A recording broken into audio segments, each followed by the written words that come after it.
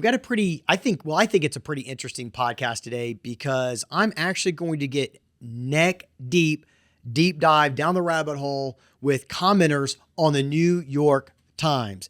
Our shop was recently featured in the New York Times. It actually came out August 5th and August 8th in print. So it was August 5th online, August 8th in the media. Go check it out. Look, it's a very fair article, so it's not a puff piece on us at all, but it's all about school choice. So I've got some kind of fun we're going to do is one, I am going to officially allow everyone to see Caroline. So if you've ever watched this behind the scenes, you know that Caroline is our producer and she's back there doing her stuff every day, but I've got her very unwillingly to commit to being on camera. So everyone, here's Caroline in case you watch us on YouTube. That's Caroline. That's what she looks like. That's her. She's going to bring a lot of poshness to the podcast now. If you're on video, we'll probably get a lot more viewers on YouTube now than in the audio part. But what we wanted to do was the New York Times came out with this article. We're not going to read that for you. You can go check it out on your own. But it's all about school choice and vouchers across the United States and competition in public schools. And I made a mistake. I actually read the comments. Never read the comments.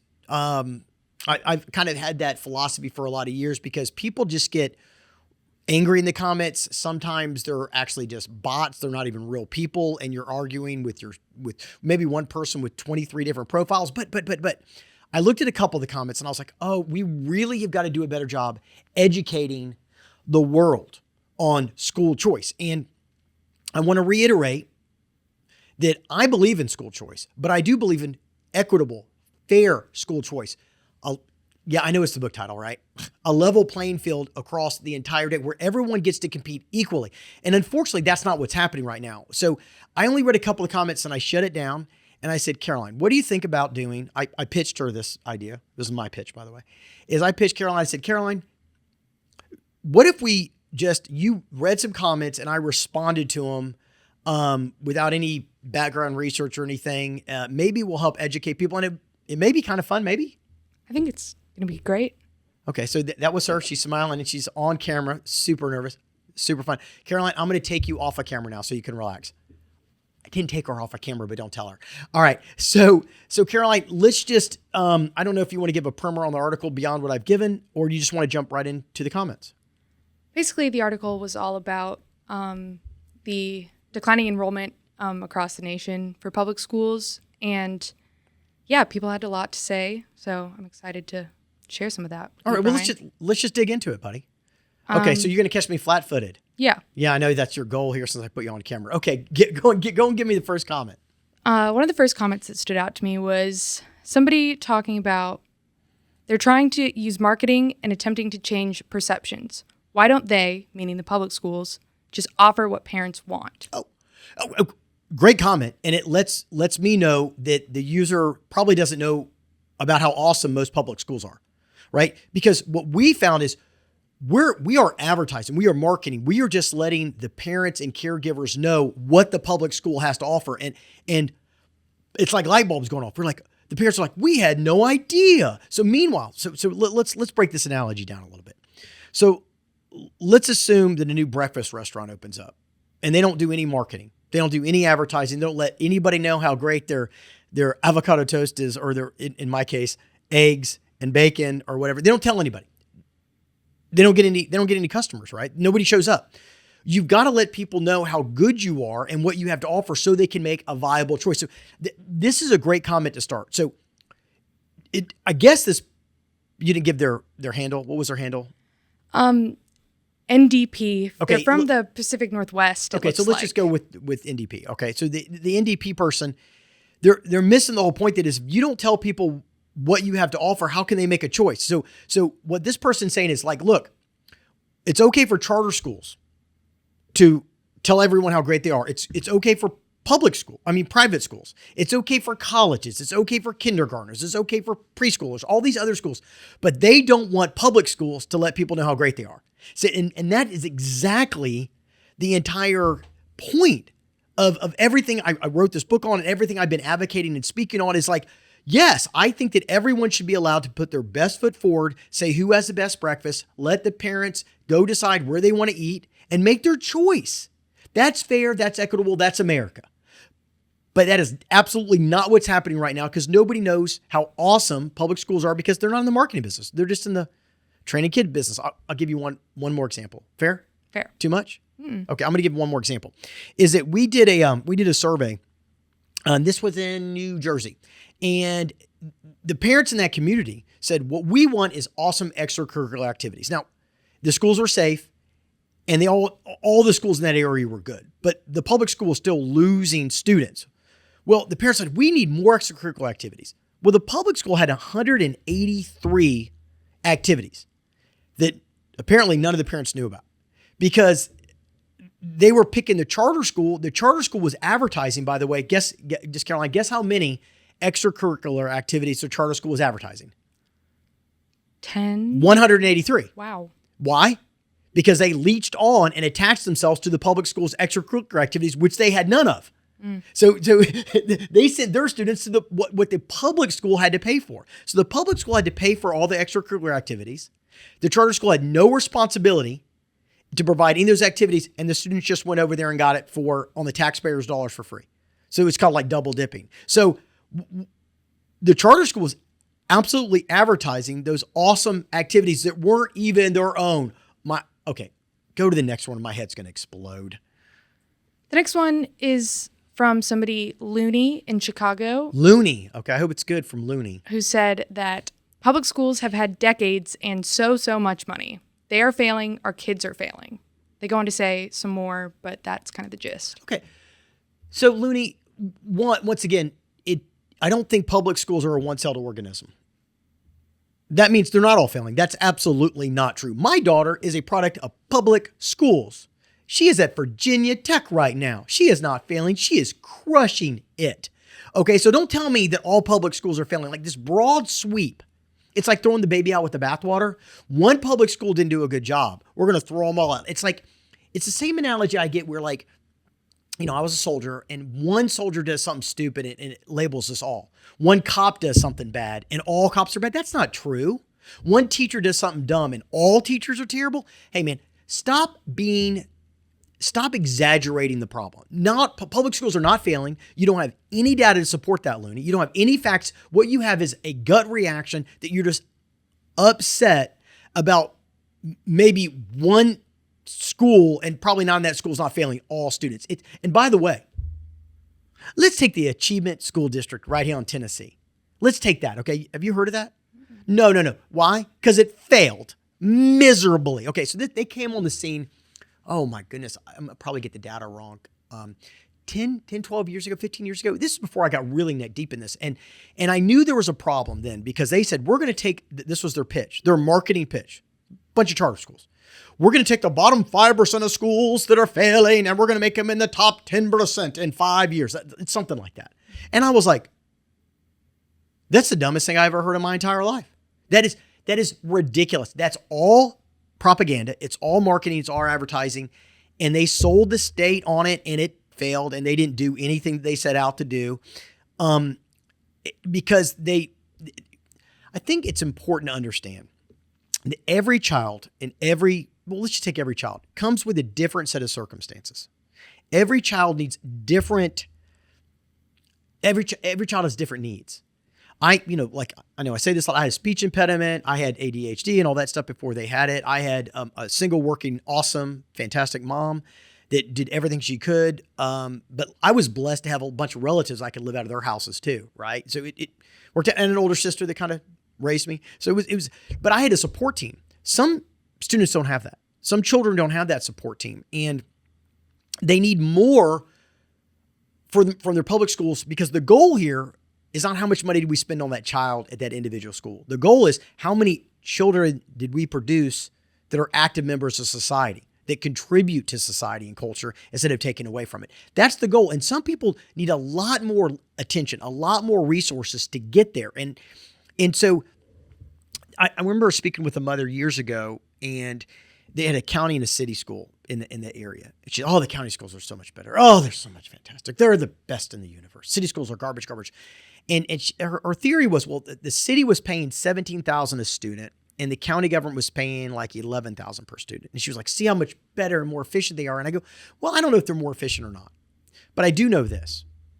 The county's more affluent, and those parents have more time and resources to contribute to their child's education. They can, I don't know, take that child to a museum. Maybe they can pay for a tutor. Maybe they can get special needs assessments. Maybe they take that trip. Maybe they take that kid to Europe, and the kid can, see Rome and get engrossed with history, right? And then you have this child that their biggest obstacle during the day is whether or not they're going to get hit up with a gang between leaving school and going home. And then are they going to have food at home? Are they going to get hit up by gang members on their way home? Is their electricity going to be turned on? I mean, so you're trying to tell me that those students in more need, we don't want to throw a little bit more tax dollars to them to do our best to get them to be a good member, productive member of society. And she kind of stepped back, and I think I got through to her. It doesn't mean there's not waste in the schools. It doesn't mean that we haven't failed students and that we're not continuing to fail students across the board. And that's, I'm not trying to take away that we're not failing students. I think we are. A lot of them, not all of them, but a lot of them. And certainly school choice should be an opportunity to rise the tides of everyone, and everyone produce better education, and everyone produce better adults. But it just is not operating in that way. And if we discount all the children in most need, we as a society will either pay for them during their education years, or we're going to be paying for sustaining them from 18 years old until they pass away at 77 years old. So you want to fund them for 18 years, or you want to fund them for 50? Make your choice, because you're going to pay for it one way or the other, Looney, right? All right. Caroline, am I going on too much? Am I getting too much on a rant? No, I think you should have actually responded to this comment. Hopefully Looney sees it and can maybe understand. Hopefully this is more than I get what Looney's saying. Is it's very frustrating. It was like I had to call the Memphis Fire Department 911 this morning. Everyone beats up on 911. Oh, it doesn't work. It's not fast enough. Man, it was 5:10 a.m. A biker went down. I called them. They answered the phone. I've been in combat. I wasn't really worked up. The guy was going to make it, broken ribs, concussion and things. But they were there within 15 minutes from when I dialed the phone. I feel like that's pretty good, considering, the way you hear people complain about things. It was going to take them 3 days. It just wasn't so. Like, the facts and data didn't support, maybe people's perception of 911. Anyway, let's keep going. Kind of like that. Not all of these comments on the New York Times article are like the one we just had. David from Ohio talks about how charter schools there in Ohio have been outmarketing the public schools for decades, yet few have outperformed them academically. Well, and that really gets to the rubs. Like, I get what the intent is, and I believe in it. The intent is to provide better education with current or even less resources to train the babies. Like as a theme, I love it. It's a great goal. I believe in it. There is little data that even shows that private education provides better, like, long-term winners out there in the world. Now, look, the thing is, you really can't compare apples to apples, right? Because a kid that goes to $25,000 private school, wherever they cost, right? The exposure they have and their contacts and their networking, and then all the opportunities their parents can have to help pay for other things. I mean, that's not just the school that did that. That child could have been gone to public school, maybe homeschool. They could have done anything. They probably still end up being a winner, right? The question is, does that child believe the earth is flat? Right? Like, let's kind of do they understand that science is important? Do they understand history at all when they graduate? Do they understand how to balance a checkbook? I mean, like, I'm talking about the fundamentals, but I know as many private school kids that are just as naive and charter school kids and public school kids. I mean, there's winners in all of them, and there's people that need a lot of help in all of them, right? But what did you say the user's name was? David from okay. Ohio. So David from Ohio, you're not. It used to be that, I don't know, about out of the 50 million kids in K-12 space, I mean, 80-90% of them went to public schools. Now, 20 million don't go to public school. Why? Because of marketing. And that's what I mean. So that we go back to the earlier comment is we shouldn't be using the money to market, but they are using taxpayer money. By the way, why isn't that person just as upset that the charter schools are using money to market to families as they are public? What's the difference? It's all taxpayer dollars. It's all supposed to be to help babies. And I guarantee you this, if you dig into the budgets of private schools and charter schools, they use a vast more amount of money to market and advertise in public schools. But you won't ever know it because their budgets aren't public. Oh, there's one of the other problems with this BS. Okay. Give me another one before I have a coronary. I'm going to have a heart attack today, I think. Well, deep breaths. Lisa from Seattle says that as a parent sending my child to a private high school for the first time in family history, I feel as if it is our district that drove us out by killing their gifted and talented program. Yeah. Okay. So first off, there is a bit of poshness, a bit of ego involved in like, oh, my child goes to the private school. I mean, that's fun to tell your friends. Like, I mean, don't kid yourself that people don't want to tell their, oh, my kid, we can afford to send our child to private school. Like, we don't have to go to we don't have to go to Denny's or Perkins for breakfast. We go to Ooh La La for breakfast. And we have, what do fancy people eat for breakfast, Caroline? You're fancy. What do you? Snails? I don't know. Okay, you do not eat escargot for breakfast, okay? I'm not a fancy person. You're from Nashville. Everyone from Nashville is fancy. All right, so fancy breakfast, like, I don't know, powdered chocolate pancakes or something. Like people like, especially in America today, we love that whole VIP treatment and feeling special. Okay, so some people are in it just to say that. So let's push them aside, right? Now, her last comment, though, was we were pushed that way because they don't have the achievement. Well, you're not wrong. Many districts want to have better STEM programs. They want to have these better programs, and a lot of them do, and nobody knows about them, by the way. I mean, in a lot of cases, the STEM programs that public school have dwarf what private school has, but just nobody talks about it. But the private school is just really good at telling you how good their science program is because you didn't even go find out how good the science program was or the math program or whatever at the local public school. Okay, but let's assume you're right. In your local area, your public schools just can't do that. Well, there's a reason. Because the public schools have to train all the children. Every single one of them. And let's stick to the restaurant analogy. You want to stick to the restaurant analogy? I like that.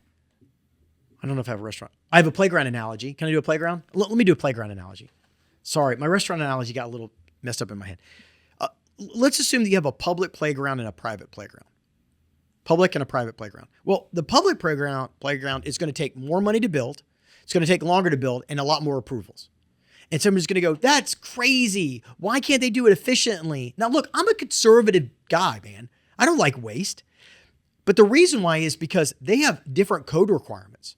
The playground's got to be ADA, Americans with Disabilities Act accessible. It's got to be almost barrier proof because of lawsuits. And every child in the entire area gets to go to a public playground. Anyone can go, anyone can show up anytime they want to, anyone can leave whenever they want to. But that private playground, you just try to jump that wall and go into that private playground, you're going to get shooed away. And if they don't want you, they don't need you, they don't like you, bye-bye. It's like the difference between a travel soccer team or travel baseball team or volleyball. My daughter was on a travel volleyball team. And it was a competition and they wanted the best and the brightest. They did not want all the kids to participate. They did not want to teach all the kids good sportsmanship. That was not their goal. So the difference is that because of the barriers that the government puts on these public schools, they actually have to train all the babies. And sometimes that means they start to lose resources, especially as when your family left, we don't know where this person's from, but let's assume the average is $14,000 a year per student. That money left with them. So that school now lost $14,000 to help provide, on an annual basis, by the way, to provide those really awesome science programs. And when you have thousands and tens of thousands leave, and it all gets dispersed to all these little school districts, charter schools and private schools, well, they're divvying up that money and they're using as much, in some cases, 30% of their budget to market and advertise to parents. Now, that money is not going to create great science programs. It's going directly, in the marketing budgets and all that. And some of these charter schools even have got foundations, by the way, where they make so much money, they do it and they're taking salaries from that or they're donating it to local causes. That's not being used to help educate the children. So look, I'm not saying that if your child is really accelerated and you need to find the most special program for them, I dig it, man. Maybe the public school is not your choice. Fair enough, man. But remember, if we lose public education as a country, who's going to train those 15 to 20 million students in dire need? Are you going to do it now, or you want to do it when they're 18 to 77? Just remember that, because it's not I don't want to do neither. Because if you do participate in society, you pay taxes. Don't forget that. Okay, you're going to be paying taxes, Caroline. You got a job. We pay you very, very well around here. Probably not as much as you deserve, but more than I'm going to give you. And so you're going to be paying for these children now or later. And later, at least, if you pay for them now, they get to actually contribute to the tax rolls in the future. So I get it. Maybe public school is not the right choice for you, and maybe you do need a more accelerated program, but don't leave the other kids behind just because of it. All right. You wanna do one more question? More? Well, all right. Hey, man, are you in a hurry? No. I mean, I'm trying to get ready for, CBS Evening News and stuff right now, Caroline. And frankly, I think that the more we can do to educate people, I think it's important. Anyway. This comment kind of goes with what you were talking about, but I feel like it's a good one to read. Donna from New York says, competition may be good, but in education and in many places, the playing field is not even. I thought that was great. Many charter and private schools can refuse special needs students or students that don't meet their criteria. Public schools cannot. Okay. Public schools are facing the burden. Yeah, I mean, I guess that's kind of, they're just reiterating what I've probably indicated exhaustion already in this particular show, is that it's not equal. And until we say, like, look, if you take taxpayer money, let's take an example of what school choice would look like if it was done correctly. If you take taxpayer money, you should have sunshine laws for your request, transparency, so that everyone knows where you're spending the money, exactly what you're doing with it. You should all be required to take the same test, the same model, so that we can compare you apples to apples. I mean, private schools don't have to take any kind of standardized test. They don't have to provide that. But if they take government money right now, they still don't have to, but they should, right? Should there be an elected board, something with oversight, something to make sure that they're accountable to all the people? And by the way, I had somebody clap back at me at a speech I was giving a few weeks ago, and they said they're required to do all those same laws. They've got to take everybody. I'm like, how would you possibly know? You don't think anybody behind the cover of darkness and closed doors, behind closed doors, when they're picking what students they have, you don't think they look, at that student? And then a voucher program, let's assume the school costs $12,000. Voucher covers 10. Well, you know how many parents can't cover up that extra $2,000, dude? Like, that automatically discounts people. And there is something in sales that you want everybody to have a little bit of buy-in, a little skin in the game. So if you're a charter school, private school, you take a voucher, get a little skin in the game, lets people know their parents are serious. They have a little bit of means. They're going to be involved. Man, that is a barrier right there. That's a systemic barrier. Give me a break, man. So this person was preaching to the choir, I think, on that one.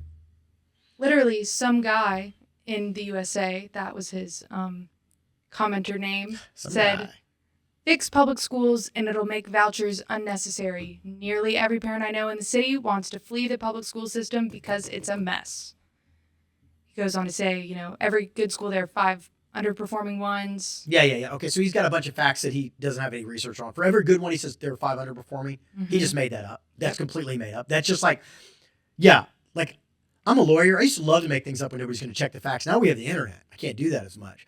So give me the first part of his again.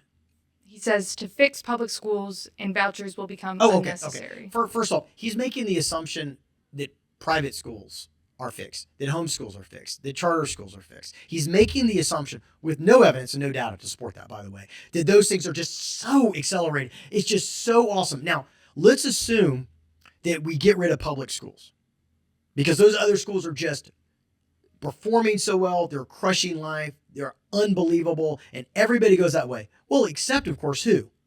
The kids in most need.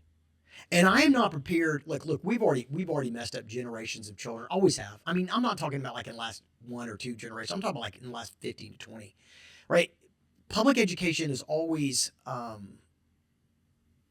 education in general is always trying to meet the demands of the society they serve. And it always falls short for some and does a great job for others. And we're always trying to make it better, right? But what I don't want to do is let perfect be the enemy of better. And what we're trying to do is get all education better. And it's so infuriating to me that people will just torpedo something because it's not perfect, even though it's 8-12% better, because I want it all and I want it now. And if we can't do that, let's just destroy it all. Well, man, if we do that, if we allow public schools to fail, those children in most state are once again going to go right on the taxpayer rolls for the rest of their life.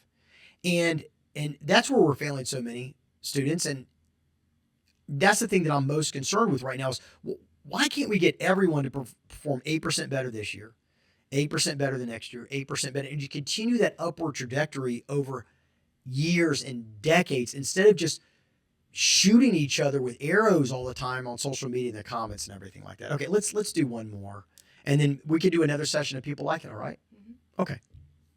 One public school parent in Michigan says, they lived through the pandemic and prolonged school closures were a big factor, they think, in declining enrollment for public schools, since their private school counterparts weren't closed quite as long.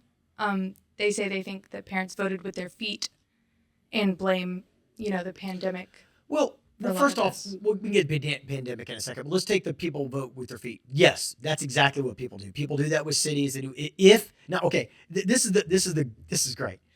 People vote, like there's an analogy in cities, like, you can tell how good you're doing as a mayor by the taillights, right? Because people are leaving your city to move to other cities. But it's not true of all the people, is it? It's just true of those that have the economic capability to leave. Now, that exactly proves my point. Only the people can vote with their feet that have the means to vote with their feet. Those that have no means are just screwed. And shut up, man. Do you really want public education to only be for the most at need with no resources to take care of them? I mean, it's just the dumbest concept in the world. And by the way, I have met private school students. Okay? Man, rapid drugs, rapid issues there too. Everybody's got the same problems, but the more that we collectively agree on what we want to educate our children on as individual communities. I'm not talking about like nationwide. Like what a Missouri farm family needs to educate their kids on is very different than a New York city family. Look, the earth is not flat, and then it should be specialized, right? Okay. But the people in most need that we need to have the most help are workforce. Literally our workforce. Those blue collar workers are the people that we just can't, they can leave. They can't abandon ship. Okay. But then you get this other thing. And this absolutely proves the point why public schools have got to advertise and market their awesomeness. Because during COVID, public schools didn't do that. And all the ancillary schools did. And so they picked up even more students. And maybe it was because they were open more. And who stopped them from, who stopped the public schools from opening? The people.